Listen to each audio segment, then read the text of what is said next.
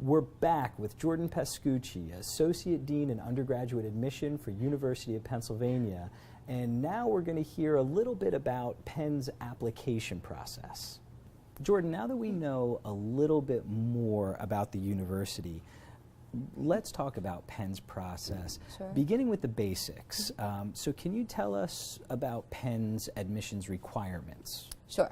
So the University of Pennsylvania uses the Common Application, and students submit the Common Application and also the writing supplement for the University of Pennsylvania. Those two pieces together make the bulk of the completed application. The other requirements would be your secondary school transcripts or school leaving certification exams, the SAT or ACT, and if you take the SAT, we ask for 2 SAT subject tests. The TOEFL is recommended for students who English is not their native language.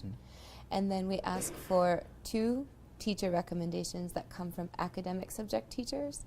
And then in addition, because we use the Common Application, an official from your school would submit the school form report.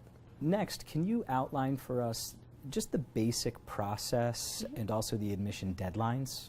Sure. At Penn, we have 2 decision rounds. Students can apply for early decision with a deadline of November 1st, and then typically decisions are released in mid-December. And then regular decision, the deadline is January 1st, and then decisions would be released at the end of March. At Penn, we actually also have a transfer process, so we do accept a limited number of transfer students, and they can apply with a deadline of March 15th, and their decisions will be released around the beginning of May. With 2 deadline options, what advice can you share with international students who are trying to decide whether to apply through early decision or through the regular decision option? The biggest thing that you need to do is ask questions. Every university has a different policy. Early decision and early action and all sorts of other things that you'll hear about vary greatly from institution to institution. At Penn, we have an early decision program, which means that if a student applies early for that November 1st deadline and they are admitted, then they're bound to come to Penn. So they withdraw all other applications, even if it's in the UCAS system, if it's in another, another country. You withdraw all other applications and you celebrate your acceptance to Penn. Early decision at Penn is a statistical advantage in the sense that we will admit sometimes upwards of 50% of the class in early decision. And that's out of maybe over 5,000 or 6,000 applications as opposed to over 30,000 applications in regular decision.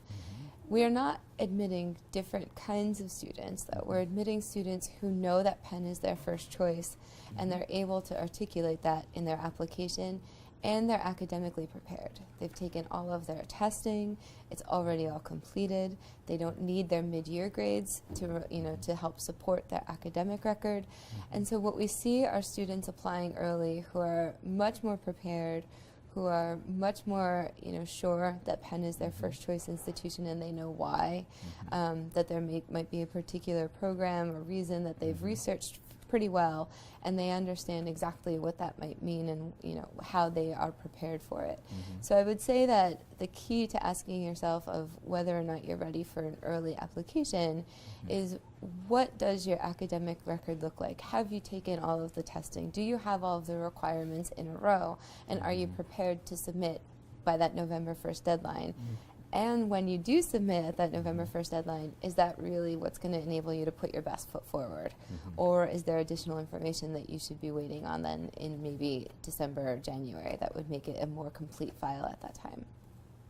So Jordan, in your experience, are there certain parts of the process that tend to confuse international applicants?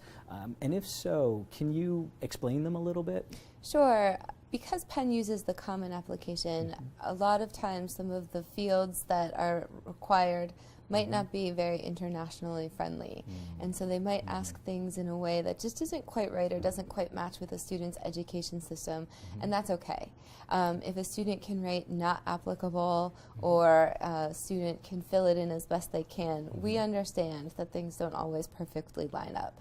And so as long as you're presenting information that's most accurate for the system you're studying in and what your circumstances are, we will work together with you to fill in the pieces if we have questions. A lot of students had questions about this year listing your senior course schedule. It doesn't look the same in every country, and that's okay. So little things like that, I think, don't let it derail you from the overall process, is that just fill it out the best that you can, and if there was ever a question, a college or university would follow up. Same is true, we get a lot of questions when it comes to the TOEFL or the IELTS, and so I think that you have to ask the institution you're applying for. At Penn, we often feel that the TOEFL is providing us with a little bit more information, and so if a student does have the opportunity to take one or the other, that would be our preference, but every university is different. And we'll take a quick break and be right back with more from Jordan Pascucci.